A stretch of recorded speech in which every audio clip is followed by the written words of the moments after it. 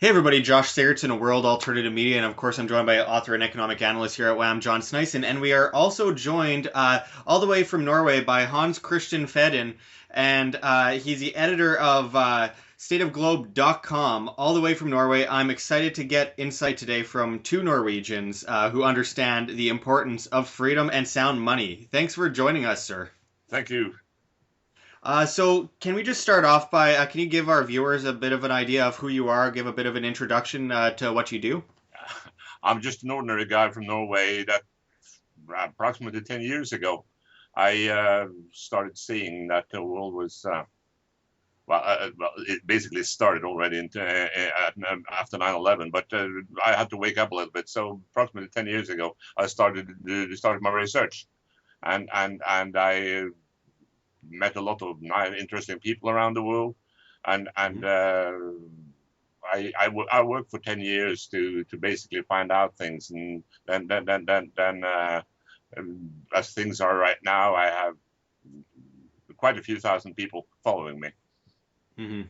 Yeah, it looks like you have quite a lot of people out there on the State of Globe, and I definitely suggest people check out stateofglobe.com. It's an excellent website. I've browsed through several of the articles, and it's really good stuff, really informative stuff that people need to look at.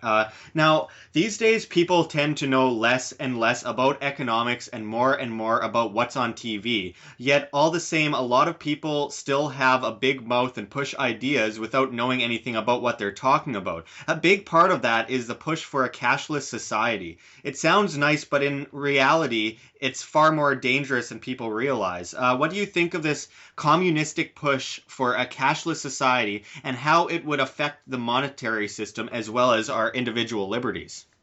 I believe that we do. I believe very simply that we are willing to sell our liberty for what we believe is security, and security is what is security if and the ones that are supposed to protect us are the ones that also send us terrorists, to put it very simply. But behind all that is the money, because they do it for money, and everything is about money. So I was studying for a long time this thing about terrorism and all kinds of theories and truth about 9/11, everything. But I came to that it's all about the money that is behind it all, and that's what people don't see, because we see the noise but we don't see the realities.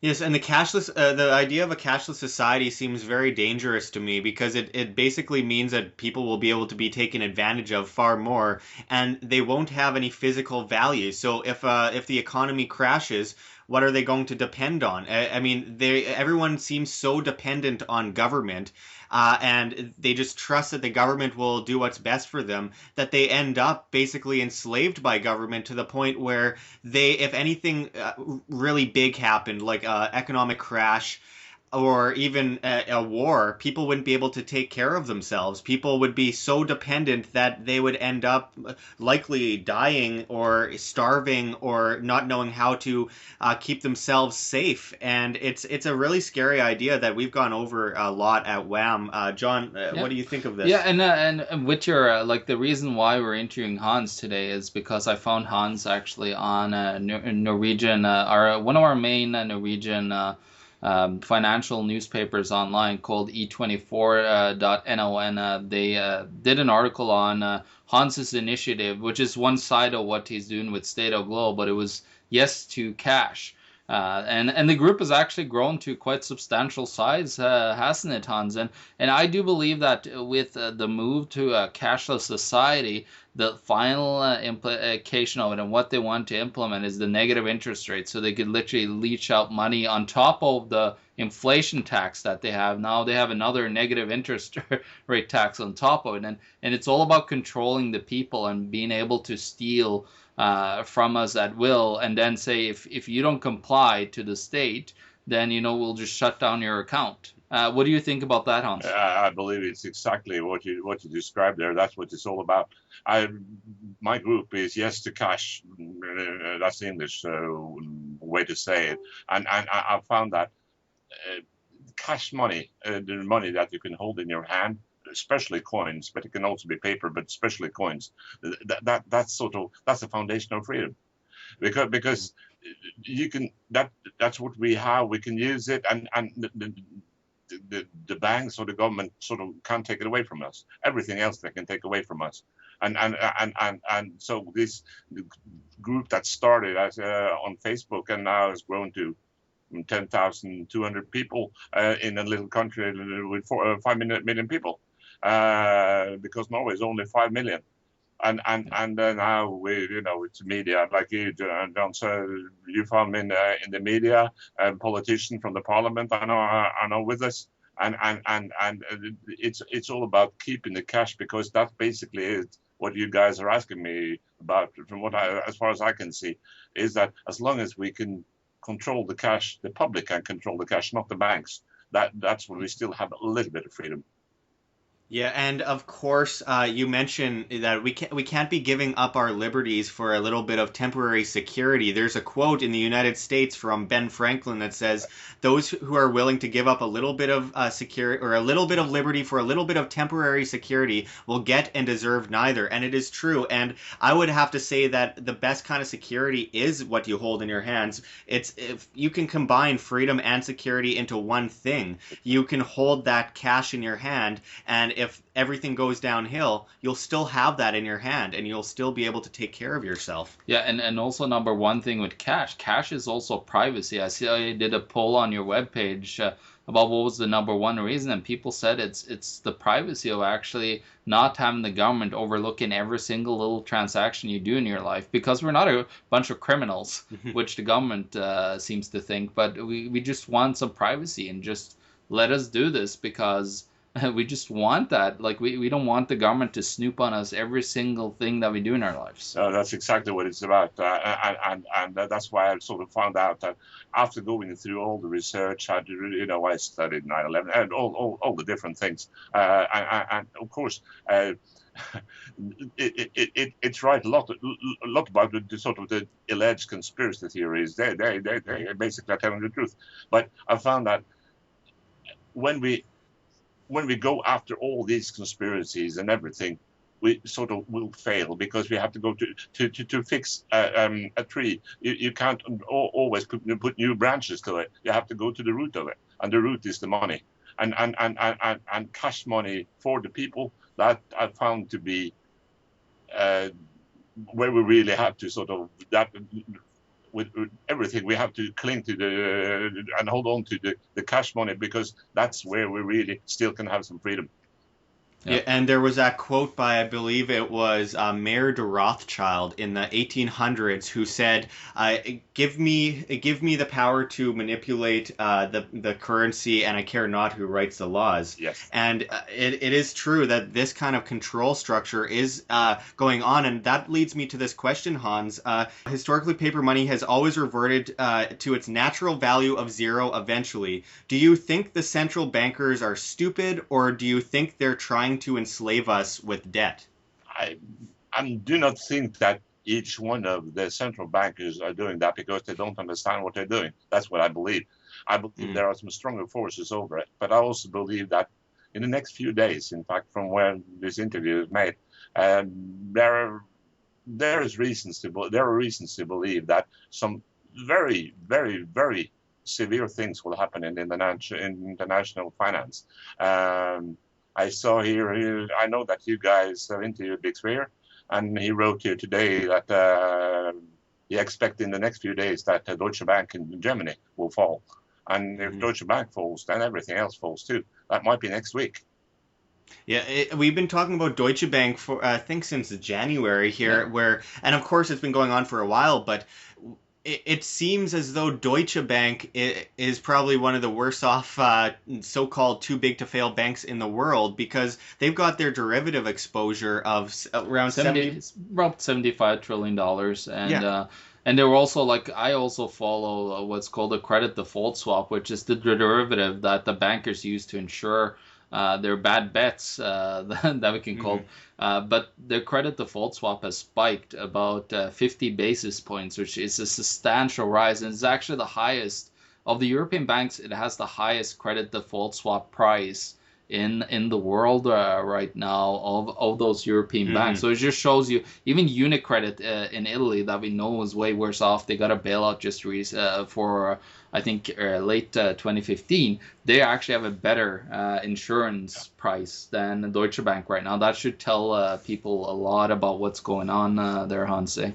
Yeah. People should also check out the Deutsche Bank and Greece and see why Greece had to be kept in the EU because if Greece left, then Deutsche Bank will be finished. Yep. Yeah, and I hate to say it, but even though there will be a lot of people that will be hurt by Deutsche Bank falling, it serves them right for the way they've manipulated things for so long. They have manipulated silver, they've manipulated gold, they've manipulated the markets to the extent where they've caused a huge amount of damage, and it's caused a lot of people to suffer. And once Deutsche Bank falls, a lot of people that are with Deutsche Bank will suffer as well. But it's a bittersweet kind of thing.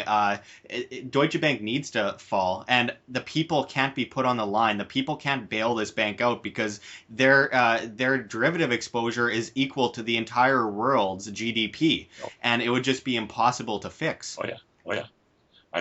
But still, they're not alone.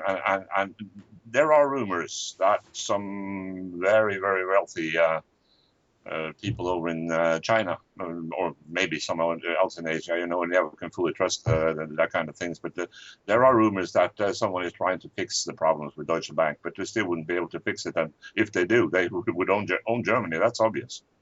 Oh yeah, absolutely. They would be more than paying for the entire GDP of Germany, because we know that's around 3.5 trillion, which is just a minuscule amount compared to the derivative exposure of Deutsche Bank. It's unbelievable. Exactly.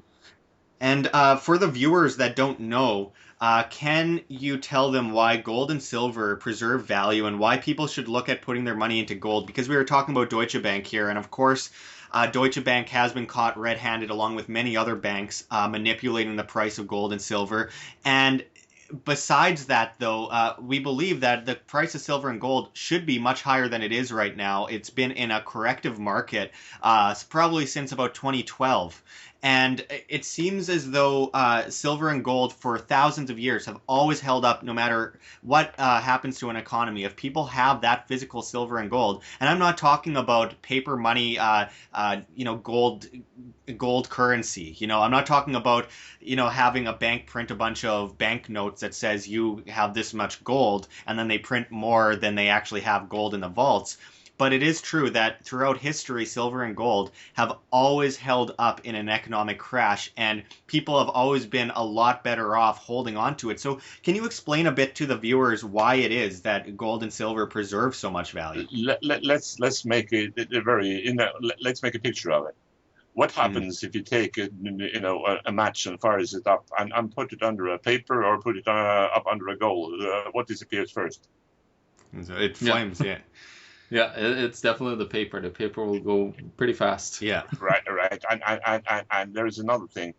Whatever you do with, gold, let's, just take a bar of gold. It doesn't matter what it is, but let's take a bar of gold. Whatever you do with it, it never disappears. You can melt it. You can do whatever you want with it. It won't disappear. It will be the same weight again. Yeah, absolutely. Yeah, it won't evaporate. Yeah, that's exactly.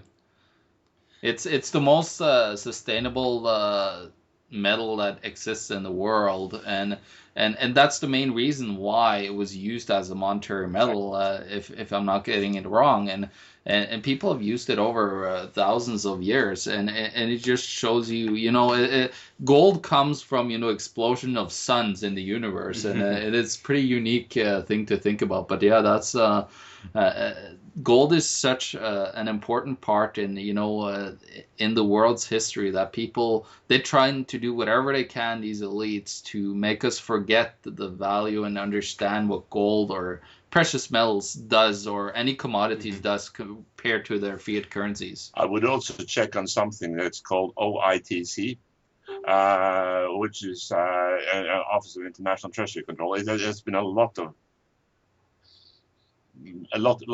noise around it for years, and it's no wonder it has, because allegedly, and I believe it may be right, and I'm just saying I believe it may be right, that they are basically in control of very, very, very, very, very old gold reserves, which basically is the heritage funds of humanity.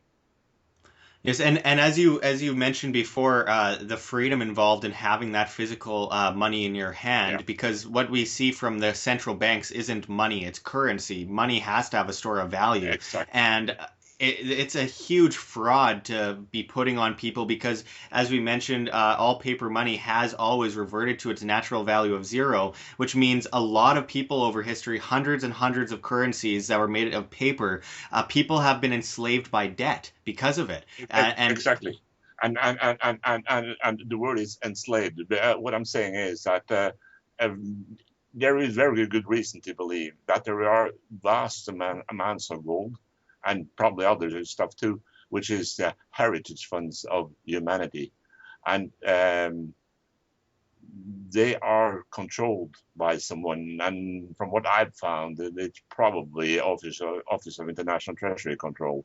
But these funds should be enough to really make a much, much better world. But no, like Solomon, King Solomon, he allegedly, according to the Bible, and I also believe it's historically correct, that he owned all the gold in the world at his time. And it has been gotten a lot of extra gold since then, but gold has been there, as you say, for so long, at least for 3, 4, 5,000 years, right?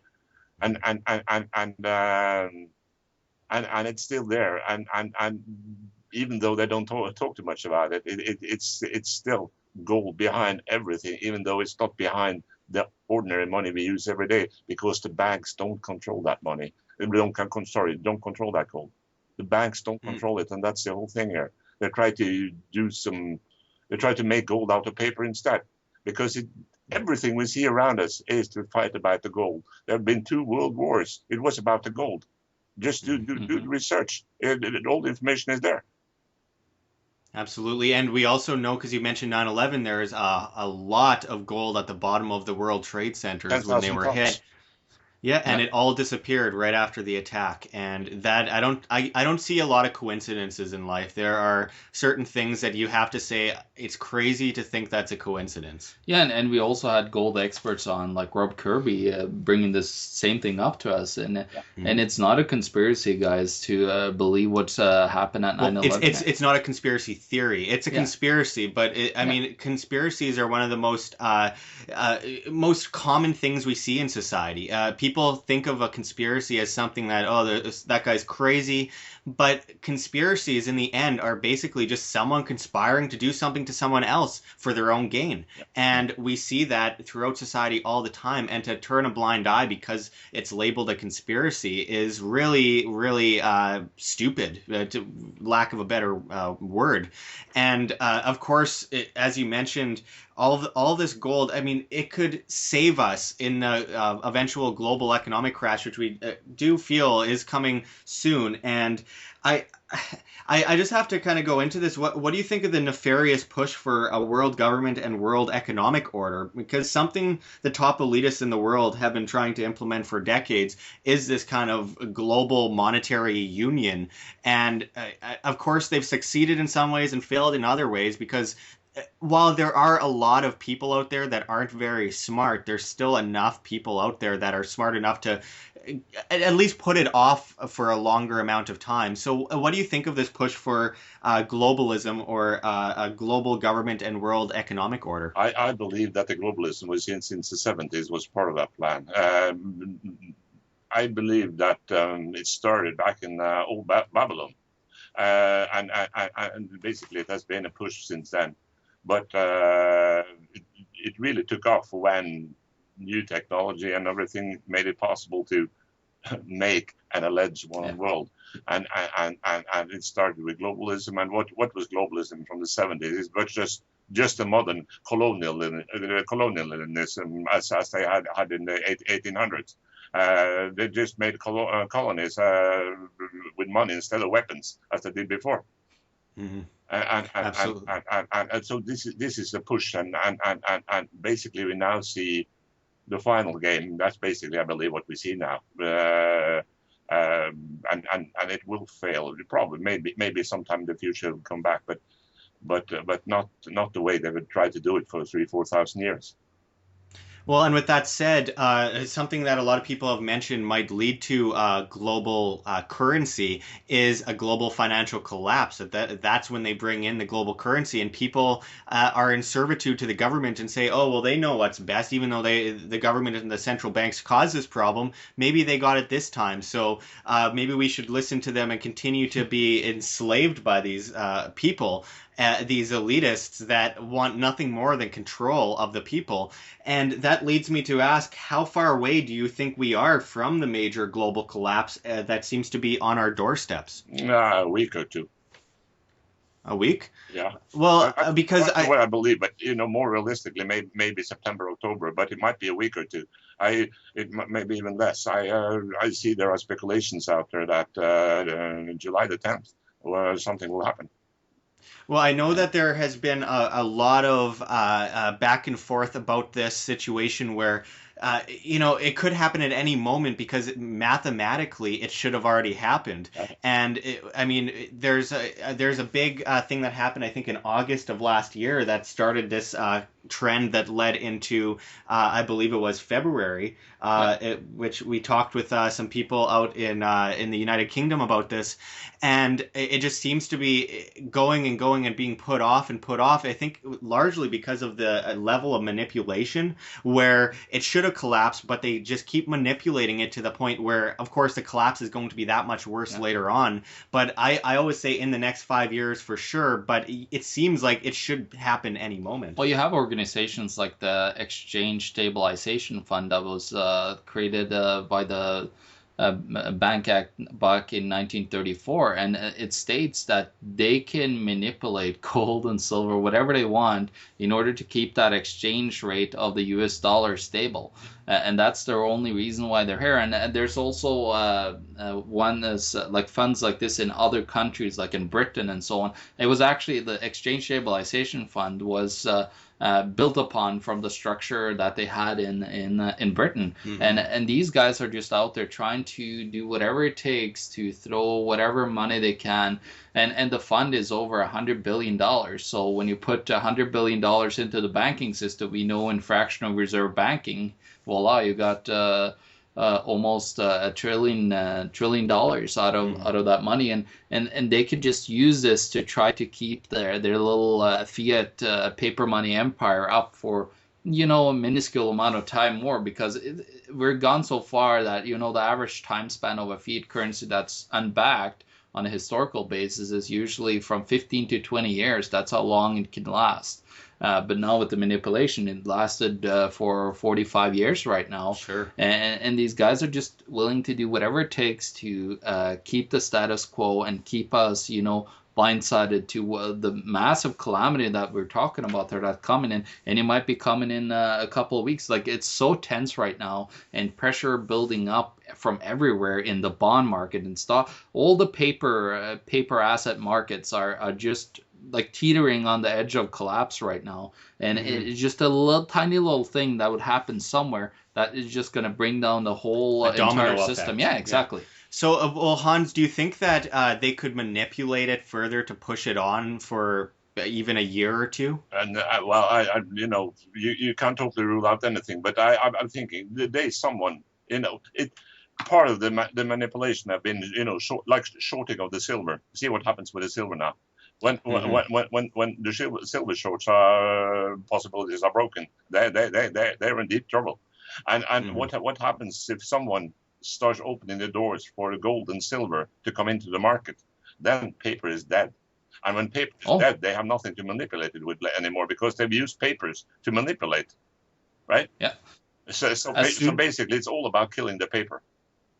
Yeah, and as soon as, it doesn't take long. As soon as the trust in paper disappears, it happens very fast, like from anything from months to within a year. That's all that it takes for it to completely lose all of its faith within the system. And now we have it on a global basis. It's total monetary insanity, and this is we had, you know, the incidents, like hundreds of, almost 1,000 incidents around the world where this happened, but in a confined space. Well, now we have it. It's going to happen on a global scale. There's over 160 banking systems out there, plus that have paper, fiat currency, fractional reserve banking systems, and they're all going to collapse. Like we're seeing that right now. Me and Josh have been talking about a lot of countries right now that have massive inflation. Like we're talking about 20 to 50%, and we've got a couple of countries that got, you know, 1,000 and 100, and their systems are falling apart because, like, the main system, the U.S. dollar, is really teetering there, and it's just so unstable right now that we don't know where things are going to go. So yeah, that's true. Sorry, yeah, and that's true. But what I'm saying is that the day someone decides to back their, some big players decides to back their currency with gold, then it's over. Because that currency would replace all papers you can imagine. But then it has to be a real backing, and it has to be real gold or any real value thing behind it. Yeah, and they can't print 10 times more paper than they have gold either, because that's obviously going to end in the same kind of scenario eventually, as we've seen in so many countries. Just see that this is a couple of years ago, but see what happened to the I think it was the Dutch bank ABN AMRO, which was a bullion bank, right? And then someone came and demanded their gold, and they couldn't deliver. That created a lot of problems for them, to put it very mildly. Absolutely, absolutely. Well, now yourself being Norwegian, of course the good people of Norway are constantly being victimized by a very collectivist socialist system. What is your message to fellow Norwegians who say that the government always knows what's best and what needs to happen? I usually put it this way. In Norway and in many other countries, it's even worse in Sweden. They have replaced God with the government. They expect the government to do everything that God historically was supposed to do. And if you replace God with someone else, then you're in for trouble. Yeah, it's often been said that statism is the world's most dangerous and prevalent religion. When people worship the state, and we've seen this in so many countries. I know, John, you have seen some seriously bad, like heavy central planning in Norway that you've mentioned to me. You've seen a lot of problems. Can you just go over that? Well, there's lots of problems with Norway. Like we have a very controlled state where, first of all, you give your tax, like here in Canada, we have what's called T4s that get sent to us. And then we look over them and see if they're okay. But in Norway, actually, the company that you work for sends it directly to the CRA, the Norwegian Skatteetaten, as they're called, and then you get it. Yeah. So, like, they have a lot of control there. But, of course, we got a lot of, like, massive government. You know, our government, it says that our government is about 43.9%. But then if you take away all the exports from gold and so on, and then you see how big it is then, suddenly it's 64% of the total economy if you take away the actual oil that they survive a lot on lately, because they've been withdrawing from the Norwegian Sovereign Wealth Fund. So I want to ask you something, because I kind of follow the Norwegian economy. I know that there's some big trouble areas right now because of the oil prices, especially on the west coast with real estate and so on. But I want to ask you, since you live in Norway, Hans, how is the current economic state of Norway? It is not too bad still, because we thought that we lose a lot of jobs, and well, of course we did. But the whole point is that there's so much jobs in fishing, and also in the industry, because Norwegian kroner went down, so the export is much easier now, and so it's in fact it's not too bad. That's a little bit surprising truth about it. I talked to you recently because on a daily basis I'm the editor of something called Engineering News, which means that I'm in contact with the Norwegian industry all the time, and one of the top managers in the industry contacted me here a month ago, and he said that, Hans, can you make a story, because we could take almost any engineer that you could fix for us from the oil industry if they were just willing to move to other parts of the country. Mm-hmm. So, and And I know that there is a change coming in Norway. We've seen that a lot with there's the new community called, I think it's called Liberstad, up in the mountains, where it's kind of a trial of a free market kind of society. And do you think that people in Norway are starting to turn away from government? Not yet, but I see that, and that's one of the reasons why I have this cash group. Is that one thing is that I really, really, really believe what I said about cash, that is sort of a foundation for freedom, but it also is, how can I put it, a way to get a lot of other things into it too, and so people are waking up to it, but still, there is, no matter how you put it, there is a security net in Norway that people still want. And I'm talking about the security net that nobody basically have to starve to death in Norway. And now we got a government that really was able to stop immigration. It has fallen down, like I think it's more than 90% since last year. And that means there are some politicians now that are doing the right things. That's my whole point. It's not the immigration itself isn't the problem, but it was that they were just flowing us with people that straining on the taxation no, system. that way, it was just a Soros scheme to make people suffer one place and then send them to another place instead of helping them where they are, right? Absolutely. Yeah, And Soros is behind all of these refugee situations all over the world, and is causing so much havoc. But we have some politicians over here now that are really taking the problem by the throat, and they have been able to almost stop that problem here in Norway now, and that has been a good thing. And they also try to change a few other things which have never been done before, as far as I can remember in Norway. But this is last year or so. Some stuff has happened, but it needs to take time, because Norwegians are very much adapted to what we call the social democratic system, which basically is whitewash communism. Of course it is.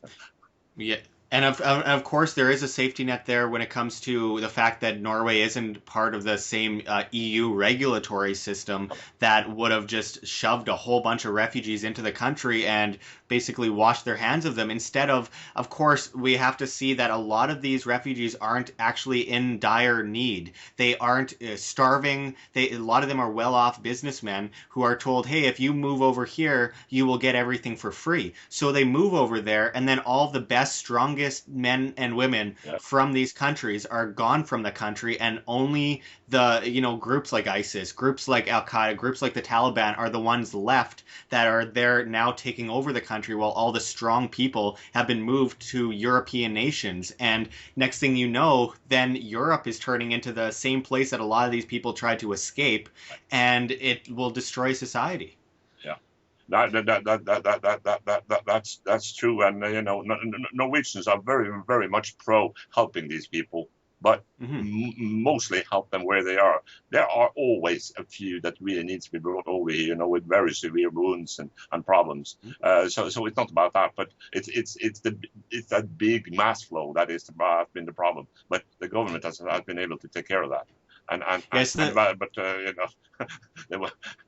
minister was doing it. She was almost killed. Nobody really attacked her physically, but my goodness, I have never seen a minister stand up with all the storm that she was getting for quite some time.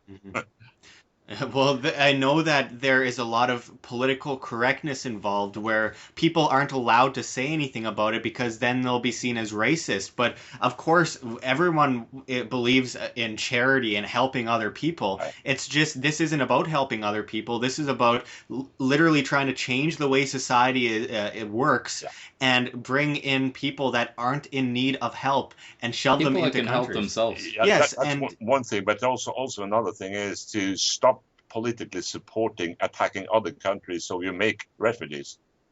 Yeah, absolutely. Like the attack on Libya, that's a very good example, because we saw that from a couple of thousand, it increased to 400,000 people coming over the Mediterranean after that, after the NATO bombing started with Libya, which of course was about the gold. It was not about anything else. 100%, It's yeah. about one of the most cruel jokes on the planet is that the United States military empire alongside the European Union will go over and destroy a country, angering the people. Then they arm the people that are angry. And a lot of these people are radicals because that's how they grew up. That's what their religion says. And they get angry, and then suddenly the West and the EU decide, let's bring all of these angry people who we just armed without vetting properly into our country Exactly. and then have them live off the taxpayer dime. And that is so dangerous to any society. And it's just the fact that on top of that, people are so caught up in being politically correct that they don't say anything about it. So the more right wingers will say, yeah, let's bomb those countries. And then the more left wingers will say, we can't criticize them raping and murdering women because that's politically incorrect. And they're both wrong. It causes so many problems on all sides and divides everybody. Exactly, and that's why I'm saying that we need to do two things. One thing is to do what the government has done here now, to put very hard brakes on immigration, and the other thing is that we have to stop supporting bombing in all other countries. Absolutely. Yeah. Absolutely. I think we can all stand by that. Now, can you give our viewers your main message? What makes you passionate about what you do? It is because I believe in it's possible to make change, but not the way Obama said it. To make real change, so we get just treatment of people all over the world. I believe it's possible. I believe it's possible to fight poverty. I believe it's possible to um, give everyone a chance. Because if you don't take a chance, well, you have a problem. But everyone should at least get a chance to get a decent life for himself or herself and their family.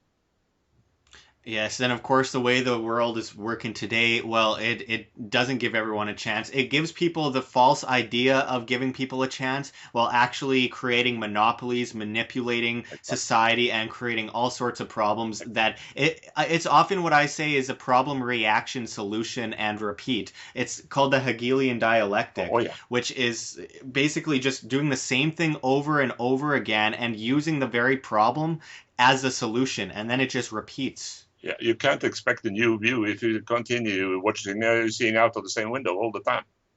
No, Absolutely. it's the definition of insanity, and that's It's, how Einstein put it. oh, yeah.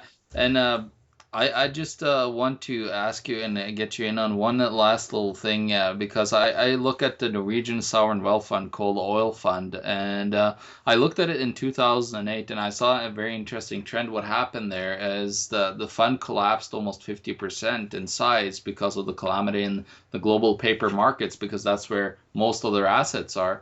But then, of course, the oil price was at $120 almost a barrel, so they had no problem replacing their losses. I was just thinking, what could happen to that Norwegian oil fund when the markets crash now, and you're sitting at the oil price that's 45 to $50 a barrel. Now you're very limited on how much you can put into that fund, and this the Norwegian wealth fund also, they tell Norwegians like, oh, you have X amount of money there, but I don't think personally, like you or me, Hans, will never ever see any of that money coming out of the the Norwegian wealth fund and back to us. I'm afraid you're right. Now, I believe the first thing that needs to be done with that oil fund is to remove. I think it was 5-6 years ago. I can't exactly remember when that we had this finance minister that said that the oil fund, they have to invest 60% of all their income has to be put into shares, and that was crazy. If that sounds like a mutual fund pusher. Yeah, it's crazy, and of course, what if they really had done something smart? They should have. I once was in a meeting in the parliament with a lot of politicians and investors and stuff, and they hadn't a clue. This was 2-3 years ago, but they should have invested in metal and Yeah, of course in property. The property is always also good at which they have done, but it's far too little. When you have to use 60% in papers, then that oil fund has problems.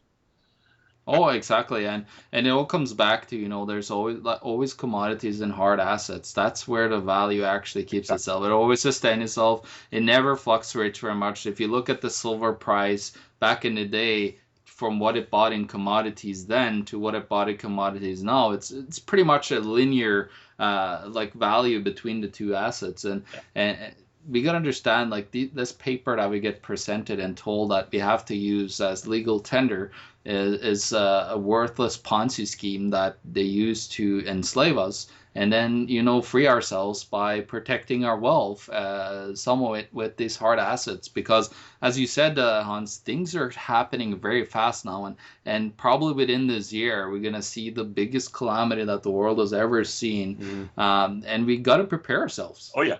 Oh yeah, I believe it will happen before that, but I'm not saying it will happen on the 10th, but I have seen out there that are speculation by people that usually know these kind of things that says something will happen on the 10th. I don't know what, but let's see. I feel you said something about the Hegelian dialectic here. What I feel is so important to change things is that people stop thinking about left and right in politics. That's a very critical thing, because that's absolutely great. It's a paradigm. Yeah. That is really divide and conquer. That's just a word for it. Well, it's been a perfect strategy for many, many years, and we also saw that back in the Roman Empire, how they always fought back in politics. Yeah, it's the best way for them to be able to control us is to divide us, and then make us dependent, divide us, and then have us fighting over which form of collectivist control is best. I think we're getting to the end of, I listened to Gregory Mannarino, which is an analyst from Wall Street, but he said it really good. Like at the end of a big civilization, usually what happens is it's political calamity and monetary calamity, and we're seeing both like very clearly all around the world right now. Yeah. And it should be huge warning signs for us to understand that this political system that got put up with the left right, it's just BS. Like I tried to say that I was involved in the provincial election here this year in Manitoba, and I tried to tell people when I was out talking to the constituents, the people that are out there, we got to understand like politics are dead as it is. We need to rise up as human beings and be involved and take charge ourselves and not let these corrupt political elitists run amok with our lives and destroy our societies and our humanity. Absolutely. Yeah. And Hans, it's been very interesting listening to what you have to say. It's always good to have a perspective around the world. That's why we love doing interviews with people all around the world, because we get a better image of what's happening and what people are seeing from their side of the world and from the country they live in. And I wanted to ask you finally, how can people find and support the work that you do? Yeah, that's follow stateofglobe.com and as it is now, it's more than a news portal than anything else. I am there at times, but this other group that I have on Facebook, Yes to Cash, takes so much more of my time right now. But it is 100+ new stories out every day on State of Globe, so it should be enough there for everyone. And then what I'd really like for everyone to do is to understand what you guys were saying and I'm saying. Stop believing in the left-right paradigm, because that is the beginning of the end for us all. Yeah, there's nothing more powerful than believing in yourself and not believing in someone else to come and save you. And it's such an important message to put out there, and we always try to give that to our viewers and say, don't look for someone else to save you. Look at yourself. You are an individual. You are a free human being. You are born that way. Only the government tries to take that away. But government doesn't give you freedom. You have freedom intrinsically from within, and no one else should be able to take that away from you. And before we end this whole thing, I really want to thank the Norwegian audience that we have, and I want to address it in Norwegian if I can, Josh. Absolutely. Because it's fun talking Norwegian for a little bit, because I love Norwegian. Så jeg vil gjerne takke alle våre seere som vi har her på World Alternative Media, for at dere er med oss. Og supporterer oss gjennom alle de flotte nyhetshistoriene vi kommer ut med, og infoen og intervjuene som vi har her. Så jeg gleder meg veldig til å se mer norske venner joine oss og ta tak og virkelig endre verden her, fordi Hans og jeg og et par andre i Norge jobber veldig hardt for å hjelpe dere. I have no idea what he just said, but I'm sure it's very smart and something that we need to listen to. And I thank you both. Stateofglobe.com. Check it out. Say yes to money. Check it out. Let's really start looking at this information, learn for ourselves, and spread that information to our friends and our family because it's more important than ever. Thank you, Hans. Thank you, John. And we'll come back at you with much more. Check the links below. This is Josh Sigurdson signing out from World Alternative Media. Find the truth, be the change. Thank you so much.